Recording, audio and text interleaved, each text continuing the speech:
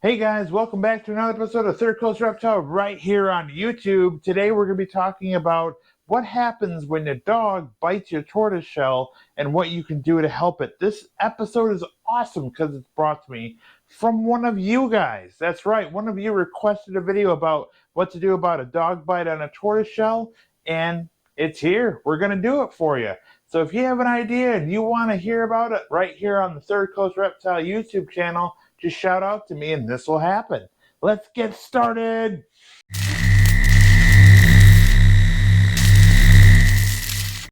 Well, all right, guys. Thanks again for the topic. You know who you are, and we're going to go ahead and get started right now. So, it's no secret that tortoises have predators. Almost all animals have predators. But what about the domestic animals in your very own home that can be a predator to your tortoise? I've heard it all the time. Oh no, my dog will not bite a tortoise. It doesn't even care that it's there. Well, that's true right now, but it's just a matter of time before inevitably it'll happen. Your dog will sniff around, and for one other reason or another, it'll be the day that it decides to chew on your tortoise. There's a reason for that. There's a reason why your dog is attracted to a tortoise. If you think about the way the structure of a tortoise is, the majority of it is this big, gigantic dome of calcium. Dogs love calcium. That's what those big, long chew toys are that you buy for them all the time. So it's no wonder that they want to eat one. This one walks and moves around. How awesome is that? It's fast food. Well, slow food because it's a tortoise. But anyway, um, so that's a bummer. We don't like that. Unfortunately, no tortoise owner likes that. So what do you do? How do you take care of a tortoise shell that's bitten by a dog? Now, the easy answer is, well, take it to a vet. And that's the best answer. However, if you can't get to a vet or you have to wait until you can find a vet, there are some things you can do right in your home.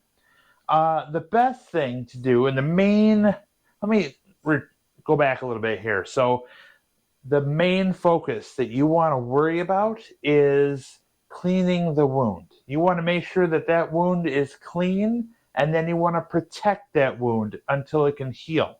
So, given that it's just a tortoiseshell puncture and that there's no other internal injuries to the tortoise, this is the path you want to take. Okay? If that injury is deeper and there's other internal organ issues, you're going to have to take it to a vet. There is no other option at this point. Internal organs are something serious, obviously, because of what they are, and chances are you may not be a surgeon, so I don't think you're going to be able to help them at home. You're going to have to get them to a vet ASAP. Now, given that it's just a shell wound, right? This is something that they punctured the scutes or even ripped the scute off of the shell. The proper way to take care of these guys is to give them some sort of antibiotic, an ointment, or the classic to start with here would be warm water and a cloth.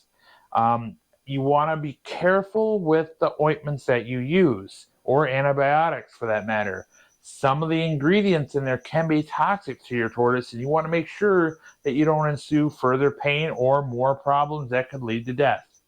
So you want to help them out. You want to give them a clean rag, and you want to go ahead and just pat gently on that wound. They may fight you a little bit because it's going to hurt. I mean, they're in pain already. So the best thing to do is monitor that wound, keep it clean, and then protect it thereafter. The way the tortoise shell repairs itself is from the inside out.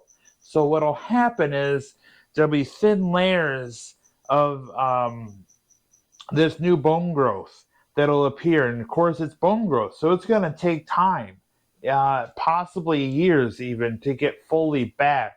And when it does, whatever temporary structure you put up on top of that wound will eventually pop off, and there'll be a fresh scute underneath it. Now, that scute may not look as perfect as the rest of them, but that structure will be intact once again, and your turtle, blah, or tortoise will live to see another day. Um, Given that, let's talk about like leg wounds. Leg wounds are a whole different thing. That is something you want to try to clean in the same manner, but you want to get bandaged up. You want to make sure that it stops bleeding. You want to make sure that you can get that tortoise to a vet. And that's in all situations. And I know that's exactly what I said may not be available right away, but you got to stop the internal bleeding. You got to stop that wound from getting infected. That's the whole premise of everything you're trying to do and accomplish here. You got to stop the infection and you got to contain it. Okay? Those are your big things. Now, you can do that again through an antibiotic. You can do that through an ointment. You can do that with warm water initially to get all the initial stuff out of there, whether that wound's on the shell or a limb.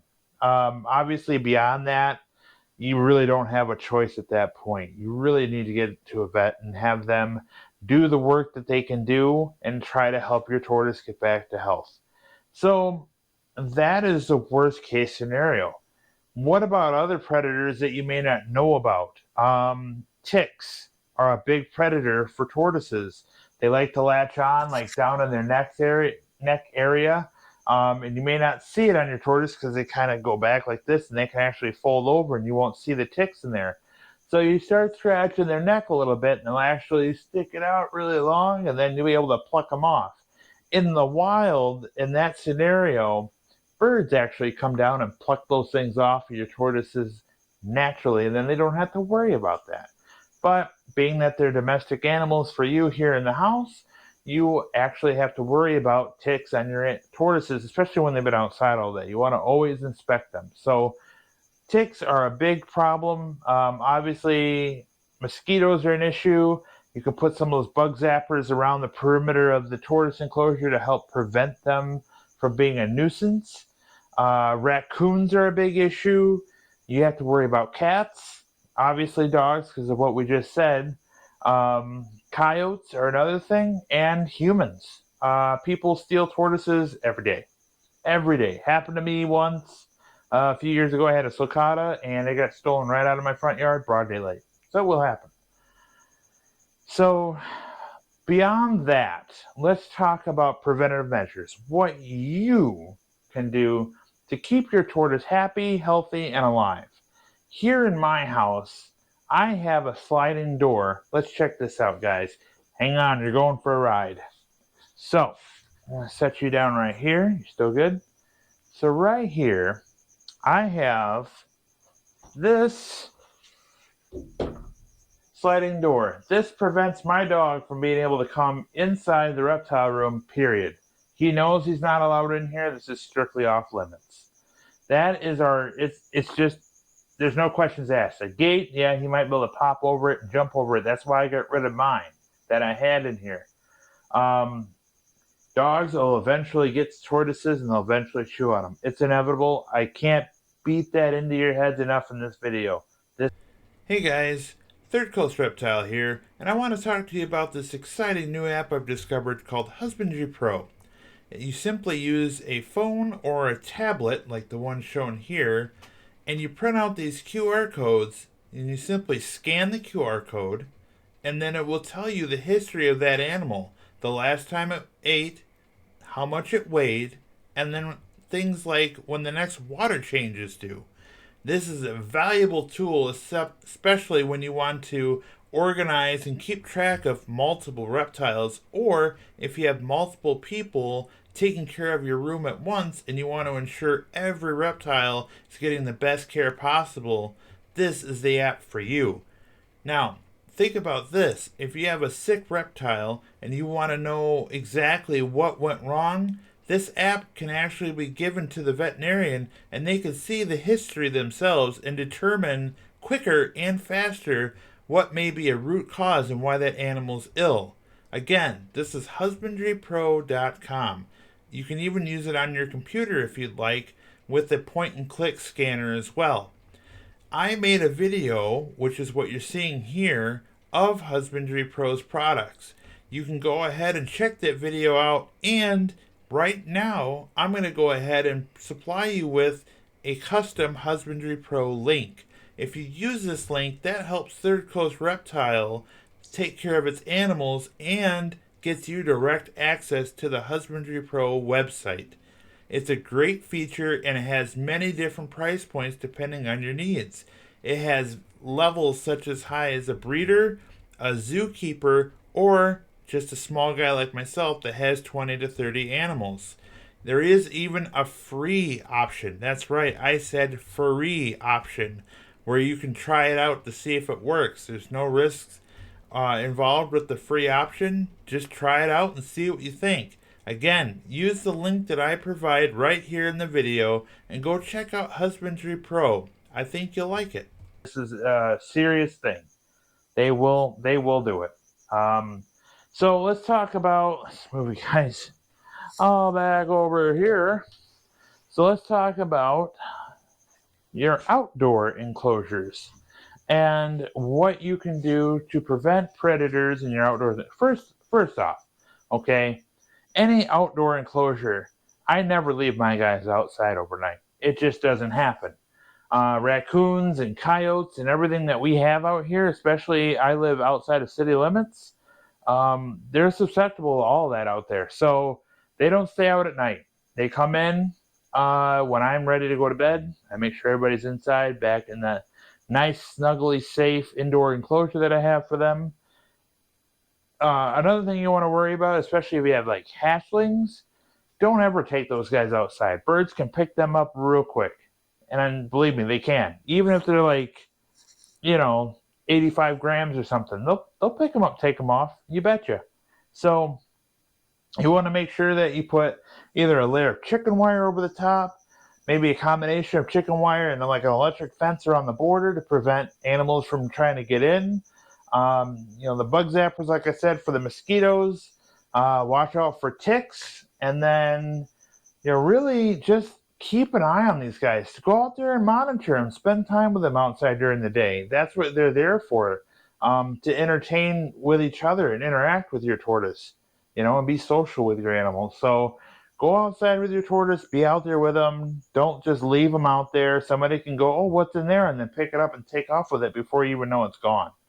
And that's a bad learning experience that I had to go through, and I don't wish it upon anybody. So take my advice, just monitor, even if you put one of those door ring things or whatever with the camera on it out there, and you can monitor it from your phone inside the house.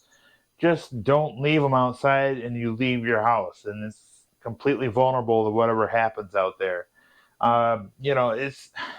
It's just one of those things, especially if it's early spring or late fall and you're worried about like a temperature drop. That can be an issue too, because weather can kill them as well.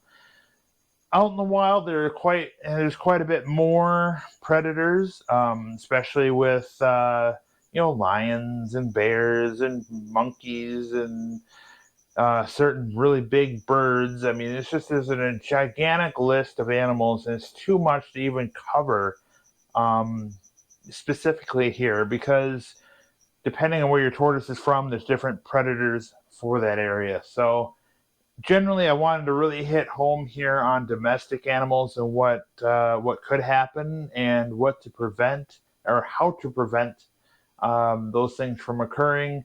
And then also, don't forget to take care that, in the event of a wound on that shell, don't forget to just breathe, just be careful and gentle with them. No, like, oh God, I got to clean this out and like hurt them, just be gentle with them. Nice lukewarm water, give them a nice soak, clean that wound. Your whole job from the time you discover it is to protect it from infection.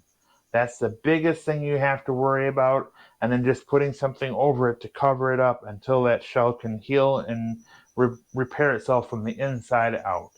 So once again, I want to thank you guys for, contributing, giving me ideas. Also, if you think that there is something I've missed in this video or any other video, tell me in the comments. Not only does that help me become a better reptile owner, it helps everybody else become a better reptile owner.